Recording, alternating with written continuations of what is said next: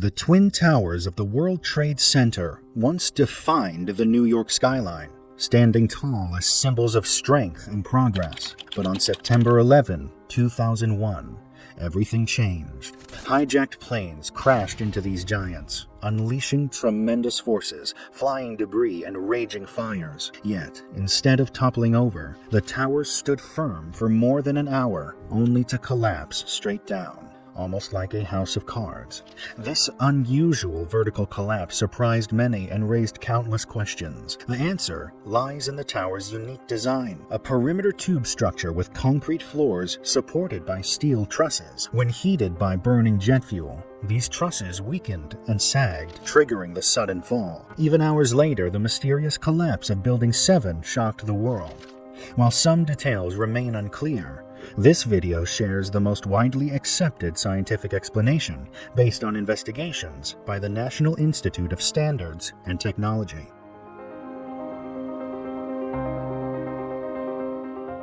On September 11, 2001, terrorist attacks killed 2,977 civilians, including passengers on the planes, office workers in the World Trade Center, and bystanders. The North and South Towers of the World Trade Center were home to thousands of people working across 110 floors. The attacks devastated the site and surrounding buildings, causing widespread destruction and loss of life. Each tower was constructed with 250,000 tons of steel and designed to withstand the impact of a Boeing 707, the largest plane at the time. However, the planes used on 9/11 were larger and carried nearly 30,000 liters of jet fuel. The first plane struck the North Tower between floors 93 and 99, severing 73 perimeter columns and 9 core columns. The second plane hit the South Tower between floors 77 and 85, damaging 33 perimeter columns and 10 core columns. The intense fires ignited by the fuel weakened the steel, compromising the structural integrity. In addition to the Twin Towers, Building 7 also collapsed hours later due to uncontrolled fires caused by debris. Despite no plane impact, its collapse raised many questions. Rescue efforts were hindered by fire, smoke, and damaged water supplies. The scale of human tragedy remains unparalleled. The Twin Towers' vertical collapse surprised many because they fell straight down rather than tilting over. This behavior is explained by their unique structural design, which featured 4 major subsystems: perimeter columns, a central core, a flooring system, and a roof hat truss. Together, these provided redundancy and stability. Each tower had 236 perimeter columns around its edges and 47 core columns at its center. The floors were supported by steel trusses covered with lightweight concrete. The hat truss connected the core and perimeter, distributing loads evenly. This design enabled the towers to withstand wind and the impact of a 707 airplane. But the planes on 9/11 exceeded those parameters. The jet fuel fires reached temperatures between 900 and 1,000 degrees Celsius, causing the steel to lose up to 95% of its strength. Steel does not need to melt to fail. At these temperatures, it becomes brittle and deforms under stress.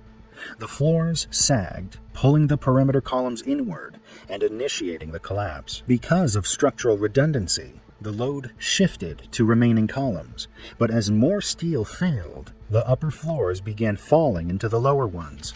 The immense weight and energy caused a rapid, almost free-fall vertical collapse in about 10 seconds. The original World Trade Center complex consisted of the Twin Towers, WTC 1 and 2, as well as buildings 3 through 7 and a central plaza. The collapse of the North and South Towers unleashed massive debris, causing severe damage to the surrounding buildings. WTC 3, 4, 5, and 6 were office buildings between 8 and 9 stories tall, suffered extensive damage, with large parts collapsing into ruins. WTC 7 a 47-story building located 105 meters from the North Tower, collapsed around 7 hours later due to fires sparked by debris from the North Tower's collapse. The fireproofing on its steel was compromised, and thermal expansion led to structural failure, triggering a progressive collapse. The collapse also destroyed the Marriott Hotel, WTC located between the towers. Nearby, the St. Nicholas Greek Orthodox Church, which had survived over 150 years, was reduced to rubble, along with severe damage to the Deutsche Bank building and the Fetterman Hall, which was later demolished. The underground mall connecting the WTC to the subway was extensively destroyed, illustrating how the attack tore a vast hole in Lower Manhattan, known as Ground Zero. If you find this insight into the World Trade Center story compelling, please like, share, and subscribe to support our channel. Don't forget to hit the notification bell so you never miss a video. Your engagement helps us bring more detailed, factual history to light. The aftermath of the Twin Towers collapse left a massive, unstable debris field spanning several city blocks. Over 1.8 million tons of steel, concrete, glass, and office materials had to be carefully removed amid ongoing fires and hazardous dust laced with asbestos, lead, and other toxins.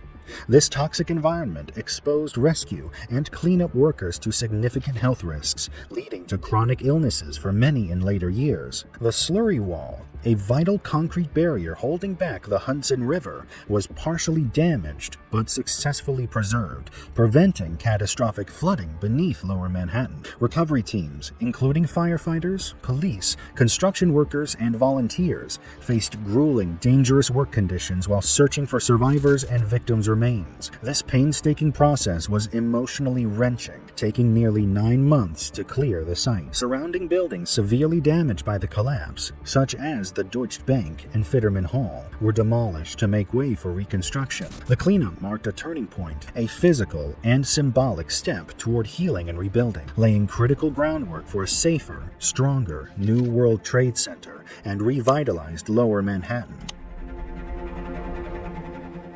The technical reconstruction of the World Trade Center site was led by the Port Authority of New York and New Jersey, the original owner of the complex, in partnership with architects, engineers, and developers.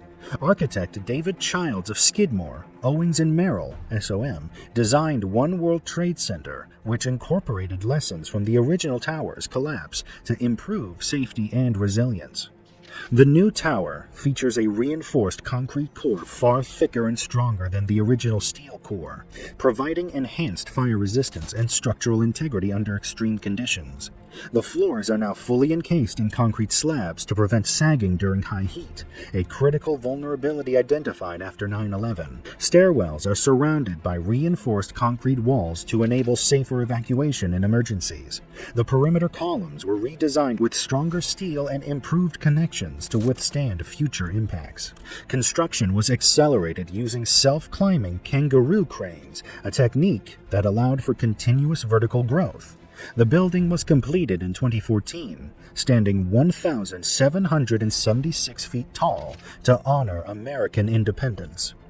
The reconstruction also included an advanced transportation hub and memorial spaces, reflecting a commitment to safety, remembrance, and revitalizing Lower Manhattan's skyline. The World Trade Center story didn't end that day. Out of all the destruction, something new was built, a place of strength and remembrance. The new buildings are safer and taller, with a memorial that keeps the memory alive. If you found this story meaningful, please like, share, and subscribe. It helps us keep sharing important history with you. Thank you for watching.